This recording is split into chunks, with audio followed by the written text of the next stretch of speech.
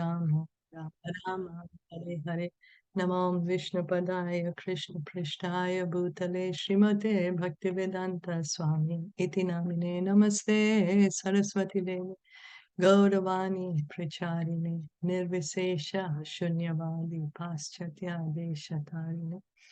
We continue reading from Srimad Bhagavatam, Canto 4, Chapter 8, Text 38. Nunam Bhavan Bhagavato Nunam Bhagwan Bhagavato Yo न गजः परमे स्थिनः Yo Nagja Naha विदुदन् अतते विनाम Vidutam Atate Vinam Vinam हिताय जगतो अक्रवत्. Hitaya Jagata Akravat. Translation and purport by His Divine Grace A.C. Bhaktivedanta Swami Srila Prabhupada. My dear Lord, you are a worthy son of Lord Brahma, and you travel playing on your musical instrument, the veena, for the welfare of the entire universe. You are like the sun which rotates in the universe for the benefit of all living beings. Dhruv Maharaj, although a young child, expressed his hope that he might be offered the benediction of a kingdom which would exceed in opulence those of his father and grandfather. He also expressed his gladness that he had met such an exalted person as Narad, whose only concern was to illuminate the world, like the sun, which rotates all over the universe only for the purpose of benefiting the inhabitants of all planets. So it's such a wonderful, wonderful glorification of Narad Muni by Dhruva. He's a small boy of only 5 years old, but so appropriate. He understands what Narad Muni is doing, that he's traveling all over the universe. For what? For our benefit, for the welfare of all the living entities, just like the sun is illuminating the entire universe for our benefit.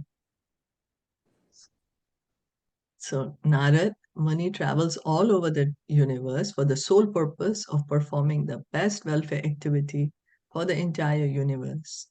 Now, what's the best welfare activity? We all like to do welfare activities. Well, some people like to do welfare activities. And what is the best one? For the entire universe, by teaching everyone how to become a devotee of the Supreme Personality of Godhead. So this is the reason why Narad Muni is traveling everywhere, just to arouse the devotion in everyone's heart.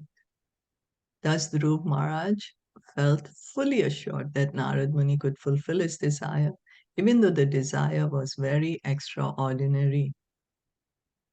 We see Narad Muni is portrayed not in a very nice manner in some of our Indian movies or soap, our serials. But this is the real mood of Narad Muni, that he's traveling everywhere for the benefit of all the living entities. He has nothing personal. It's just to make everyone a devotee of the Lord. The example of the sun is very significant. The sun is so kind that he distributes his sunshine everywhere without consideration. Dhruv Maharaj requested Narad Muni to be merciful to him. Yeah, the sun does not say, I'm going to shine here and I'm not going to shine there. Just does its own thing, shines everywhere. When it's time to set, it sets. Narad Muni is also like that. He doesn't say, I'm not going to give mercy to this one, I'm not going to give mercy to that one. No, whoever he comes across, he's just giving his mercy. He pointed out that Narad travels all over the universe just for the purpose of doing good to all conditioned souls. He requested that Narad Muni show his mercy by awarding him the benefit of his particular desire. Dhruv Maharaj was strongly determined to fulfill his desire, and it was for that purpose that he had left his home and palace. So the determination of Dhruv Maharaj is very commendable. He's only 5 years old, but he has that Dridha Vrata, Krishna also says those who are determined in this process, they can get the success. So determination we need in any material goal also and spiritual goal also. Maitreya Vacha iti udharatam akarnya मैत्रे उवाच इति उदारितम् आकर्ण्य Bhagavan Naradastada भगवान् नारदस्तदा Prita Pratyaha Tambalam प्रीत प्रत्याहतं बालं Sadvakyam Anukampaya. सद्वाक्यम् अनुकम्पया. The sage Maitreya continued, the great personality Narad Muni, upon hearing the words of Dhruv Maharaj, became very compassionate toward him. And in order to show him his causeless mercy, he gave him the following expert advice. Since the great sage Narad is the foremost spiritual master, naturally his only activity is to bestow the greatest benefit upon whomever he meets. Narad Muni, we are also coming in the same line. Brahmaji gave the knowledge to Narad Muni gave it to Vyas, in the Brahma Madhva Gaudiya Sampradaya. So Narad Muni is also in our line. Dhruv Maharaj, however, was a child, and so his demand was also that of a playful child.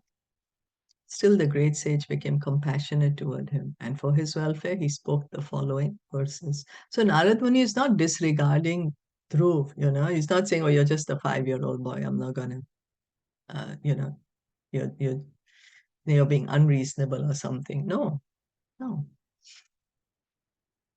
Sometimes we may say, oh, you're just a small child, but Narad Muni, we can see. Narada Vacha Narad उवाच Jananya Bihita Pantaha जनन्या विहित पन्था Savainihir Shreyasasayate सवेने श्रेयसस्ते Bhagavan Vasudevastam भगवान भगवान् वासुदेवस्तं Bhajatam Pravarnatmana. भजहत भजतं आत्मना रवनात्मना. The great sage Nara told Dhruv Maharaj, the instruction given by your mother, Suniti, to follow the path of devotional service to the Supreme Personality of Godhead is just suitable for you. You should therefore completely absorb yourself in the devotional service of the Lord. Dhruv Maharaj's demand was to achieve an abode even greater than Lord Brahma's. Within this universe, Lord Brahma is supposed to be in the most exalted position, for he is the chief of all demigods. But Dhruv Maharaj wanted a realm beyond this. Therefore, his desire was not to be fulfilled by worshipping any demigod. So Brahmaji is controlling this entire universe, and Dhruv wants something greater than this universe. Then, of course, any demigod can't give him that, because demigod can only fulfill some material desire. No? This Dhruv wants something better than what's here in this material world. As described in Bhagavad Gita, the benedictions offered by the demigods are all temporary. Therefore, Narad Muni asked Dhruv Maharaj to follow the path recommended by his mother, to worship Krishna, Vasudeva. When Krishna offers anything, it is beyond the expectation of the devotee. Bhutsuniti. I'm sorry. When Krishna offers anything, it is beyond the expectation of the devotee. Does any pastime come to anyone's mind in this regard? Sudama. Exactly. Yes, thank Yeah, you. yeah. Yeah, I was thinking the same thing. Sudama, he went to ask, well, not even he didn't want to go to Krishna to ask anything, but anyway, he went somehow or the other.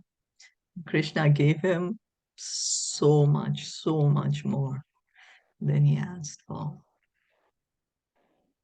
Yeah, that's what I had thought of. I don't know if anyone knows any other pastime. He didn't even ask, I think. Yeah, he He did. immediately went to Krishna because his wife forced him to do so. But he went there and he didn't ask anything. He just gave That's the right. poha or something, flattened rice. Yes, वो that's एक right. पोटली में बांध के दिया था. Yeah, that's right. Yeah. That's right. And Krishna understood what was needed. Yes. Yeah, he didn't even ask Krishna. It's Even true. Bali Maharaj, can we count him? Bali Maharaj.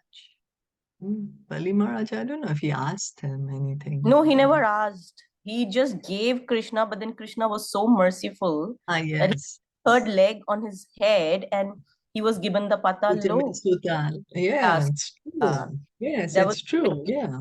key. And even Yeah. Prahlad Maharaj, yeah. Prahlad Maharaj. Yeah. How is all the 21 generations, even without. Yeah. Wow. So how And there wonderful was, Krishna and is. there was one, right? One fruit seller lady who was used Oh, to sell yes. fruit. And then how, like, she just Yeah. gave him, she kept looking at him, and then finally the basket is full of jewels, right? Yes. Yeah. I mean, there Wow. is countless, like even Kubja. Like if we just come to that, it's countless. Like, you know, Kubja. Yeah. Yeah. So we can see that if we also offer something to Krishna, Krishna can really fulfill our desires. By just now, all of you, spoke of so many different instances. Yeah. Both Suniti and Narad Muni knew that the demand of Dhruv Maharaj was impossible for any demigod to fulfill, and therefore both of them recommended following the process of devotional service to Lord Krishna. Narad Muni is referred to here as Bhagavan because he can bless any person just as the Supreme Personality of Godhead can. So here, Narad Muni is called Bhagavan. It doesn't mean that he's the Supreme Lord. We have to understand that Supreme Lord is only Krishna. But in some circumstances, we see that great personalities are referred to as Bhagwan. We heard that Brahmaji was calling Lord Shiva as Bhagwan because Lord Shiva is the Lord of the material universe. And then here now, Dhruv is calling to Narad Muni Bhagavan, not because he's God, but Prabhupada is explaining us that he can bless anyone just as the Supreme Lord can. So Narad Muni's blessings are so, what do we say? It's like, if he's going to give some blessing, Krishna has to fulfill it. It's that. That's what Krishna says to Arjuna also, you declare that my devotee never perishes. Because Krishna always listens to whatever the devotees are saying. That's the reason if we can somehow or the other get the blessings of a pure devotee, then Krishna has to fulfill. Has to fulfill.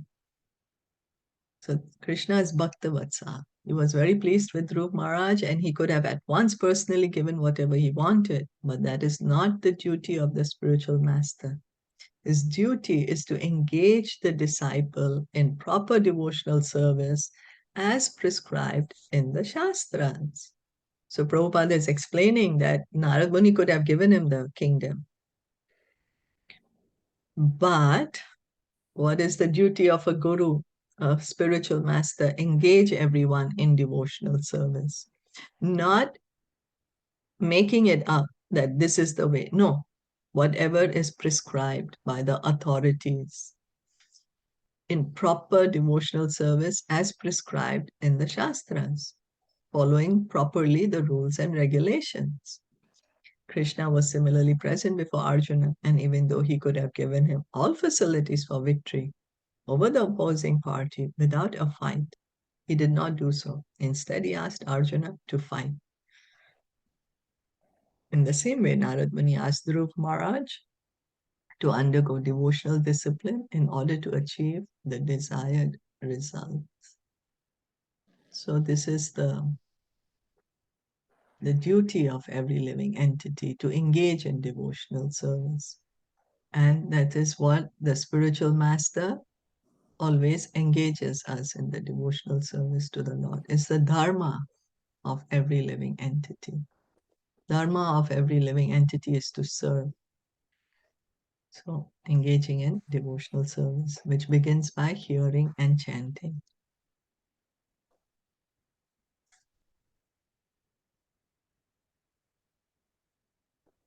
Dharmartha kama mokshakhyam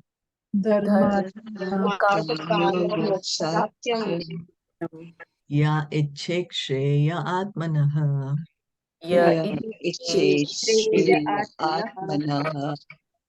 ekam hi eva haristatra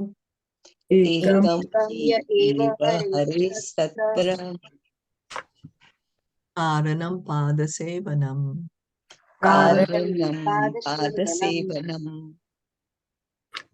Any person who desires the fruits of the four principles, religiosity, economic development, sense gratification, and at the end liberation, should engage himself in the devotional service of the Supreme Personality of Godhead, for worship of his lotus feet yields the fulfillment of all these.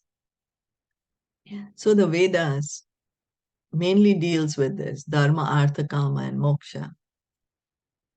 Act religiously, act piously, then what will happen? You'll get pious result. With pious result, you'll get a lot of opulence. That's economic development. Then what happens with opulence? We enjoy more, enjoy in a better way. That's sense gratification. And at the end, to give up everything and seek liberation. So this is what the Vedas deal with. So Narad Muni is saying any person who's desiring any of these fruits, the best way to do it is to engage in devotional service of the Lord.